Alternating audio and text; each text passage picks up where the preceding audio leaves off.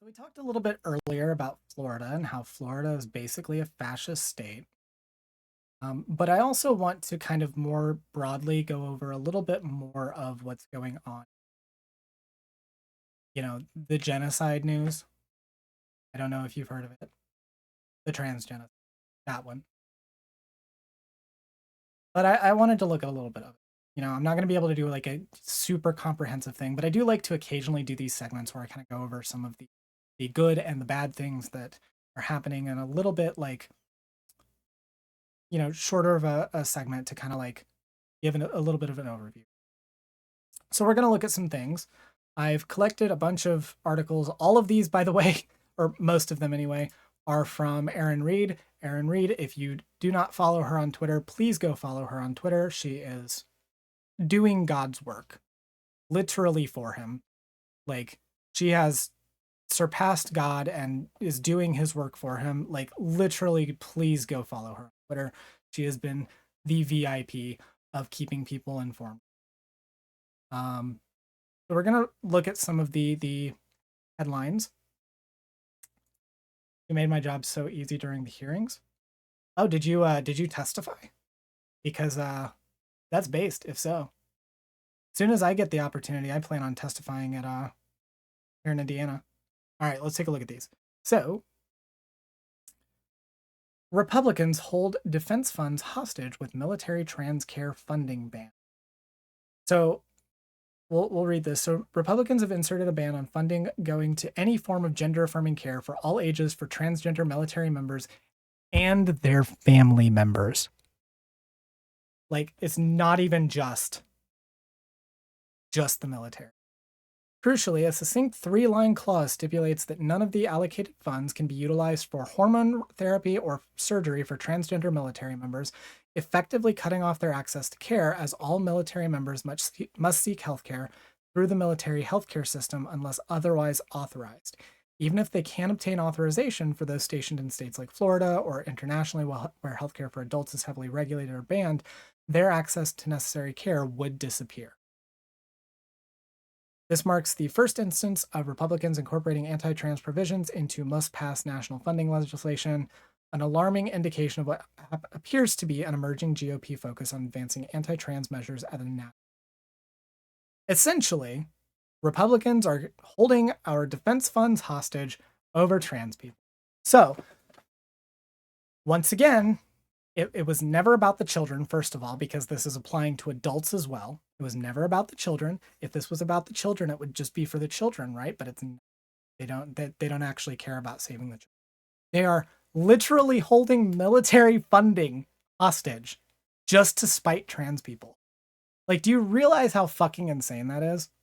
For one, we need to like be pointing this out every single time, by the way, that like a Republican comes up and tells you that like the Democrats like hate the military. I want you to remind them that Republicans are literally holding defense spending hostage just to spite trans people.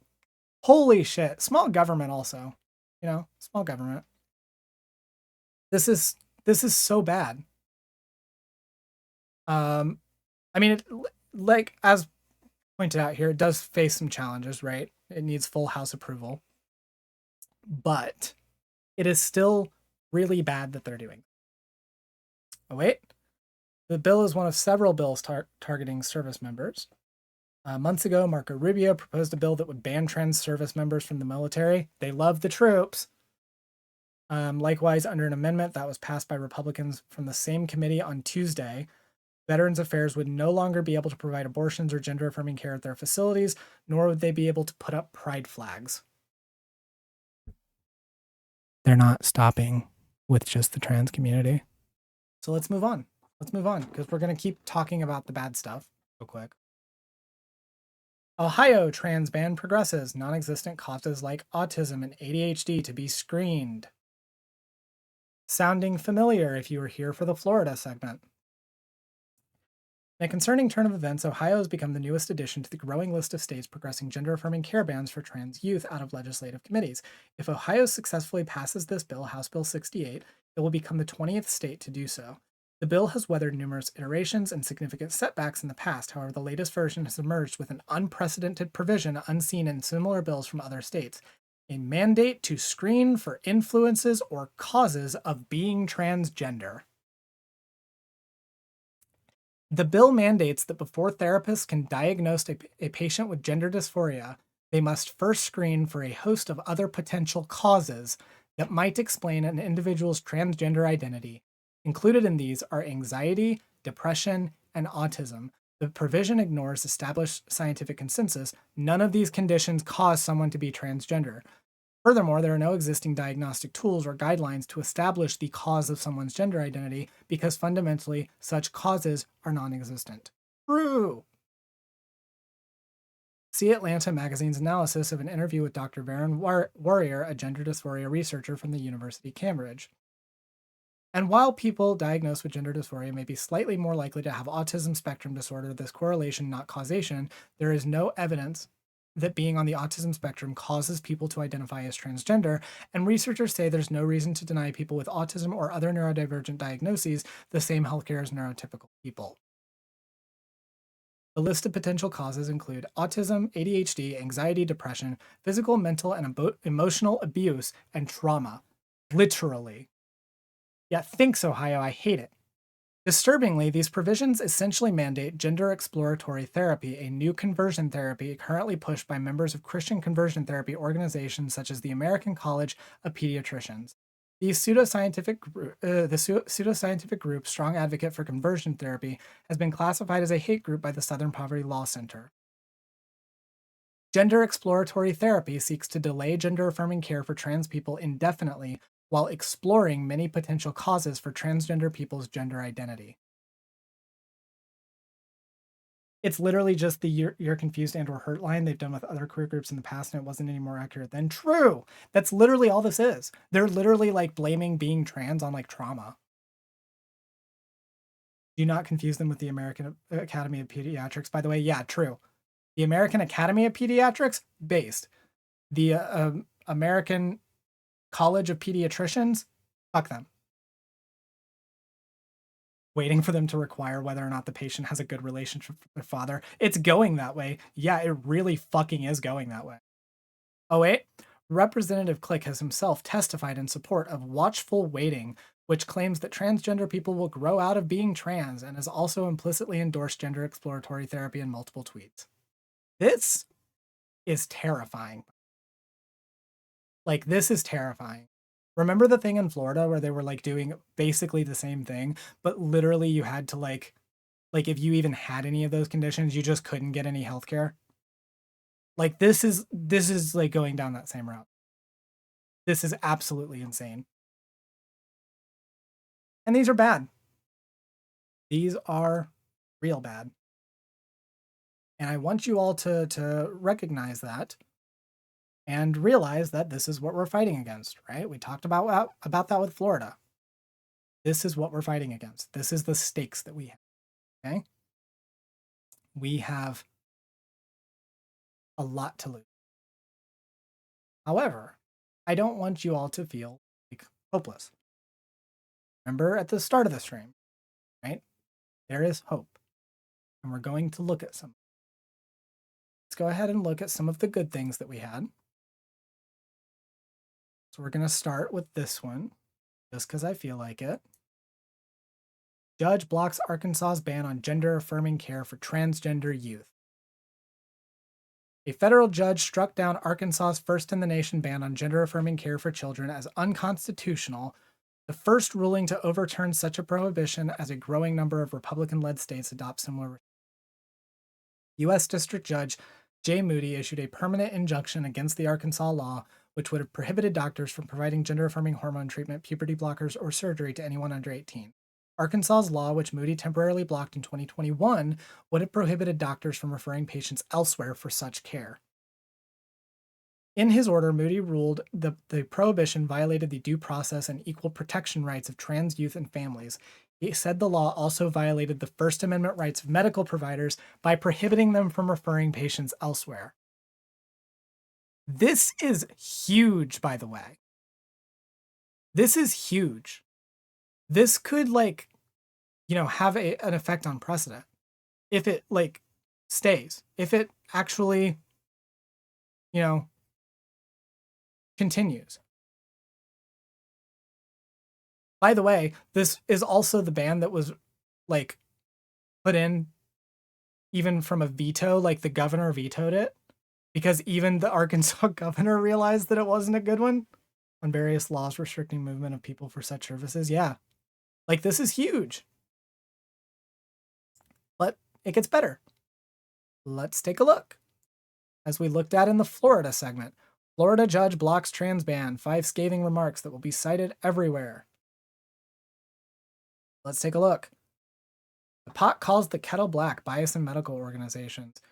The entire section is worth reading in the court document. The state argued that every major medical organization is biased in approving gender-affirming care. Meanwhile, they tap doctors from organizations like the American College of Pediatricians, fake science organization. The judge was having none of it in evaluating the medical organization's support of gender-affirming care versus the groups that Florida relied on. He called out a statement of medical bias as the pot calling the kettle black. Lawmakers' statements coming back to bite them. Representative Webster Barnaby referred to trans people as demons, mutants, and imps. Numerous references to transgender people in a derogatory and discriminatory way were made in the hearings, as they've been made in state houses across the country. Judge Hinkle not only referenced the comments, but called them out openly as an exercise in overt bigotry. This guy is having none of it, and I'm here for it. Anti-trans witnesses and organizations repeatedly asserted that most trans youth desist from identification as trans. They use faulty and old studies, claim gender-affirming care has at high regret rates, often citing a heavily debunked 80% figure. When analyzing the record of detransition and regret in the court found that regret is not common. Instead, the judge pointed to a more recent study showing a 98% persistence rate among trans youth. He also noted that the risks of misdiagnosis of gender-affirming care are not unlike many other forms of healthcare. Based judge. Holy hell. Republicans have argued in favor of passing anti-trans school bills, don't say gay or trans laws, and bathroom bills under the guise of parental rights. They claim that we should forcibly out trans kids to their parents so that parents could proceed to detransition. However, there's a contradictory stance when it comes to youth. They assert that parents should not possess the right to change their child's pronouns at school, attend family-friendly drag events with them, or seek medically essential care. It is therefore ironic that in the first major test of parental rights around gender identity, it is transgender people who won the parental rights claims. The judge points out that by blocking parents from controlling their children's medical care, the government of Florida violated their parental rights. One of the most profound statements in the court document was also one of the simplest. Gender identity is real. The statement, obvious to anybody who knows a trans person or is trans themselves, has nonetheless been challenged and disputed by anti-trans orgs. Trans people are often painted as a fad, a choice, or a social contagion. Judge Hinkle firmly established on the record that this is not the case, proclaiming and using as the basis for the rest of his decision that gender identity is real. This is a profound and impactful statement. If gender identity is real and if trans people are indeed telling the truth about this being an integral part of who they are, then discriminating against transgender people is firmly unconstitutional. The judge later in the order held the defense's feet to the fire, stating, any proponent of the challenge statute and rules should put up or shut up. Do you acknowledge that there are individuals with actual gender identities opposite their natal sex, or do you not? Dog whistles ought not be tolerated. Based. Holy fucking shit. This is so fucking good. Between this and the Arkansas ruling, these are going to be cited for precedent. But then we'll go to the last one. Federal judge blocks much of Indiana's ban on gender-affirming care. So, a little close to home for me. Let's take a look. I was actually here when this photo was taken, I believe. If this is... Oh, wait, maybe not. Wait, yeah. Protesters supporting LGBT rights stand outside the Senate chamber at the Indiana State House earlier this year. Yeah, I was there. I was there at this event. I knew I recognized those signs. Federal judge issued an order on Friday stopping an Indiana ban on puberty blockers and hormones for trans minors from taking effect as scheduled July 1st. The ACLU of Indiana sought the temporary injunction in its legal challenge of the Republican-backed law, which was enacted this spring amid a national push by GOP legislatures to curb LGBTQ rights. The order from U.S. District Court Judge James Patrick Hanlon will allow the law's prohibition on gender-affirming surgeries to take. Hanlon's order also blocks provisions that would prohibit Indiana doctors from communicating with out-of-state doctors about gender-affirming care for their patients younger than 18. The ACLU filed a lawsuit within hours after Republican Governor Eric Holcomb signed the bill April 5th. The challenge on behalf of 4 youths undergoing transgender treatments and an Indiana doctor who provides such care argued the ban would violate the U.S. Constitution's equal protections guarantees and trampled upon the rights of parents to decide medical treatment for their children.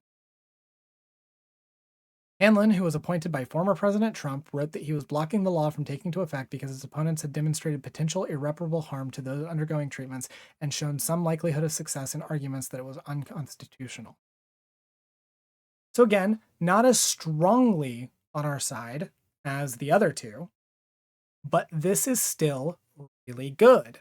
I don't love that they're not blocking the whole thing. However, they're blocking most of it.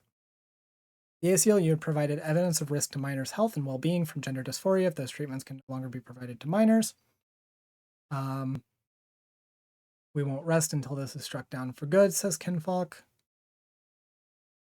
At least 20 GOP-led states have now enacted laws restricting or banning such medical treatments for trans minors after Missouri's governor signed that state's bill into law last week. Lawsuits have been filed in several states against trans treatment bans.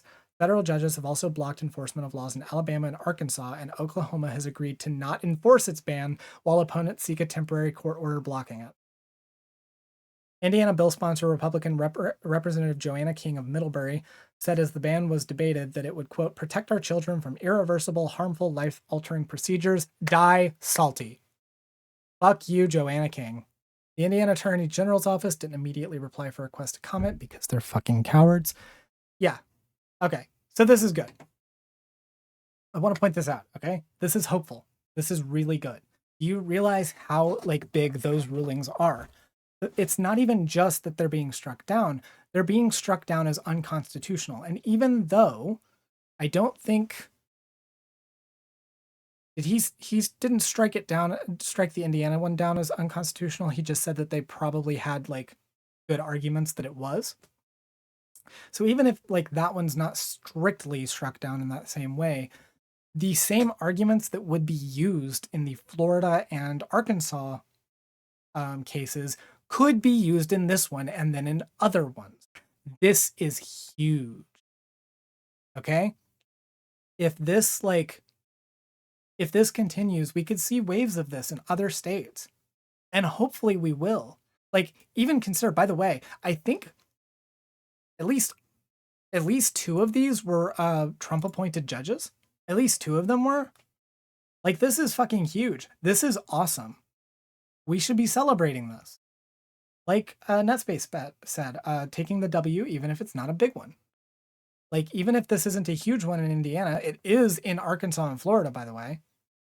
It's absolutely huge in those 2 states. And the potential effect of this spilling out into other states where this is being fought, this is awesome. This is huge. We should take this win. So yeah, I don't have a ton to say specifically on this outside of I wanted to highlight that even though while we have those, the national provision, the one that's in the defense spending bill that Republicans are holding hostage, or the one in Ohio, even though, and by the way, the Ohio one would fall under these same arguments. We could see, even if that one passes, we can see other lawsuits happening in Ohio that could, end up striking that one down. These are going to cause precedent, and it's going to cause other states to have to follow suit. This is hopeful. This is so good. I said at the beginning of the stream, right? I talked about my struggles with mental health with regards to the state of the world with. Okay, I know there's a lot of you out there that are feeling hopeless, that are feeling looking at all of the bad, negative shit that's happening in the world, all of the shitty laws, all of the ways that things are being formatted so that they can try to erase us from existence. I know that it's hard to look at those things. I know how it feels to be trapped in that spiral of despair. But there is hope. Look at these things. Look at these headlines. Blocking the Indiana one. Blocking the Arkansas one. Right? Blocking the Florida one. And not only blocking the Florida one, but look at all of the ways, all of the arguments that he used. Such strong fucking language. This is so good. There is so much hope. Even in a state like Florida, we just went over how Florida is just a fascist state. How it is basically do not travel, get out if you can. Even in that state, we are seeing glimpses of hope. We will get there. Just look at what's happening. It's not all good. Obviously, there's still some bad shit. And we do not like have the win in the bag, obviously. We are on the winning team. There are things that we can do to ensure that we are building that world. Get out. If you can, volunteer at organizations that provide help to queer youth, queer adults. Volunteer, run for office. Fucking, we need people running for office. We need more queer people in office, challenging moderate Democrats in local races. We need that. And I'm not talking about national office. When I say run for office, a lot of people think that what I'm talking about is running for like the House or the Senate or something. No, run for fucking county council. Run for like city comptroller. I don't care. Like, literally, the local races matter too. They matter more a lot of the time because building community locally is what changes the culture around this stuff, what allows us to become normalized. And when we have people in those positions, eventually we will have more and more people who will accept us and we'll stop voting in these anti-trans politicians. It is not a cure-all, and it is not something that's going to happen immediately. It is a long process. Do it. Run for office if you can. Volunteer for candidates that are pro-trans, that are fighting against these bills. Go canvass. Go do phone banking. Post online. Be on the social media team. If you can't actually do phone banking, or if you can't do something canvassing because of a disability or social anxiety, be on the social media team. Posting is praxis. If you're going to do it personally, volunteer to do it for candidates. They can always use that kind of stuff. And if you have any kind of knowledge in that, they can use that. We need more of you getting out there and doing this. Talk with candidates. Literally, email your politicians. You have no idea how much it actually does affect people to just email them, especially the local politicians, your city ones, your county ones, even some of your area ones, in the broader area, in your house district and stuff. Email them, thank them when they do a good thing. Hold their feet to the fire when they do a bad thing. Chainsaw says, sorry I was in the other room, but I came running for this point. People don't understand how many uncontested state seats go to Republicans because of lack of effort.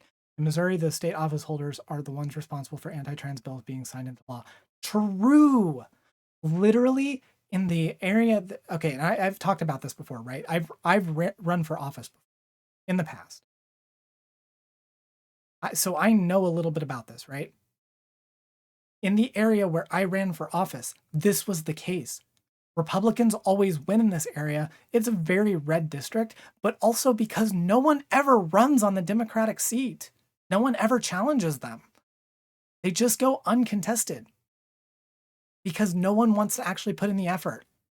And then you get in situations where you have places like this, where you have a bunch of people running for office on the Republican ticket, uncontested, and all of the people in the Democratic Party are a bunch of old white men who don't know what they're doing and don't know how to energize people and think that the only thing that you can do is just watch it happen and put a name in the ballot. And no, there's so much more to that. Fucking run. And if you can't run, volunteer.